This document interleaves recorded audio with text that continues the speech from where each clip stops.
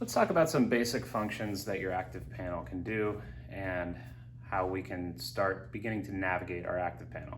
You'll hear this a million times. So basically you want to think of this as either a large iPad or a large Chromebook without a keyboard.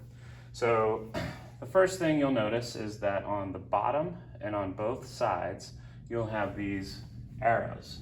This takes you to your navigation panels, and you can access them on any side of the board, which is nice depending on what side you're writing on. You can always get to your navigation panel. Now the place you're going to be a lot is this locker. Okay, the locker has all your apps in it, and I like to think of that as either, if you're using a desktop computer, it would just be like your desktop, or if you're on an iPad, it would just be like the home page where you can swipe through your apps. Very similar feel to an iPad here. One thing I'll note about the ActivePanel is if you try to swipe quickly, it doesn't always pick up on that, so you want to be nice and deliberate with your swipes, okay? What we're going to do right now, you'll notice that the ActivePanel is preloaded with a lot of different apps, and there'll be many videos talking about the different apps and all their nuances and features.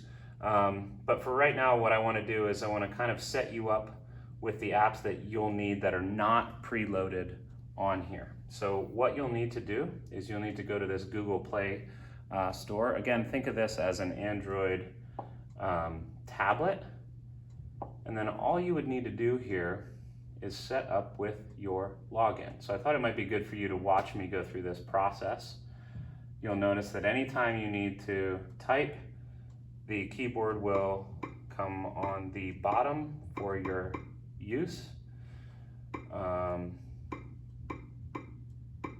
Let me put my credentials in here. One little trick, and I know this will probably come up a lot, but if you want to access a number instead of a letter, you can do a long hold on here, and you see the number 1 pops up right there. So that's how you can access without switching back and forth between numbers and letters on the keypad.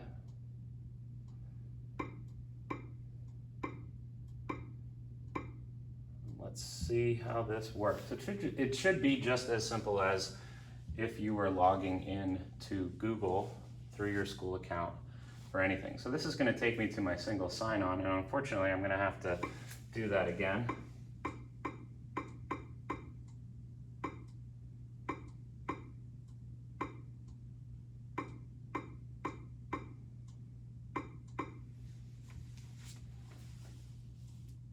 Oh, it would be helpful if I remembered all of it. Let's try it now. There we go. Block you from my password.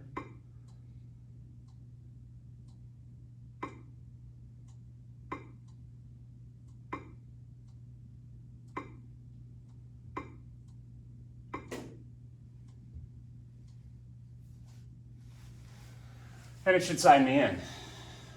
Once I get signed into Google, then I can access the Google Play Store and I can start downloading some apps. Now I'm not going to download all the apps that you need here. I'm sure we'll do that in a different video. But just think about the things that we use all the time.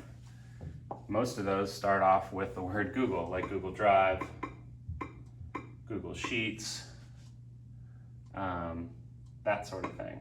So let's see if we can find Google Drive. There's Google Drive. So that's the first thing I want to download because that's where I keep all of my files. So I'll download Google Drive.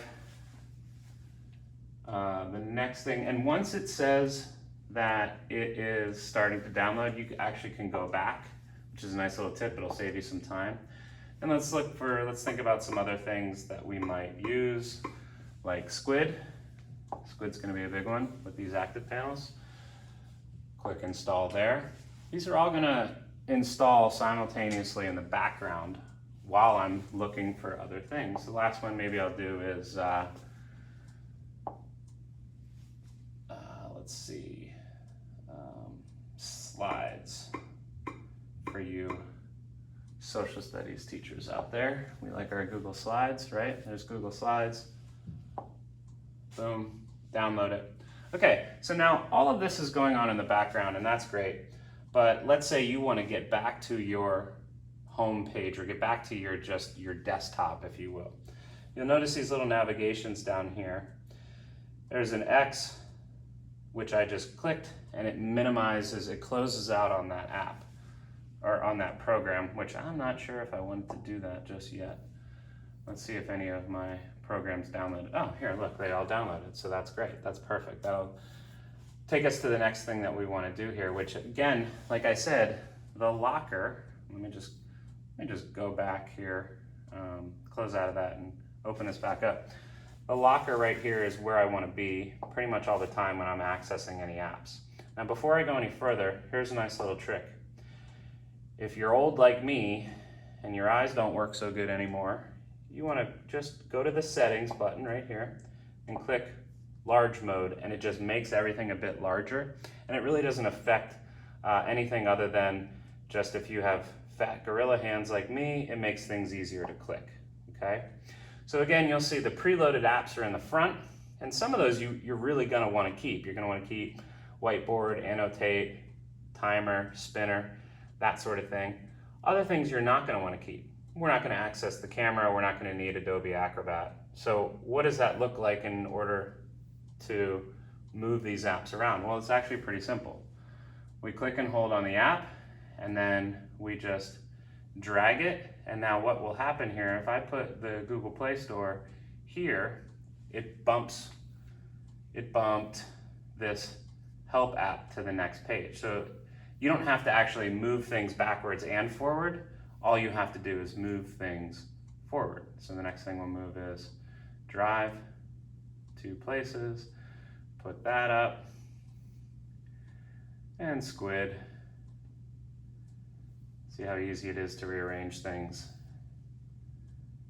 and slides. So that way, that'll actually, over the course of a school year, if you think about every time you access this locker, now the things that I use the most are gonna be on the front page, and I just find that to be a lot easier.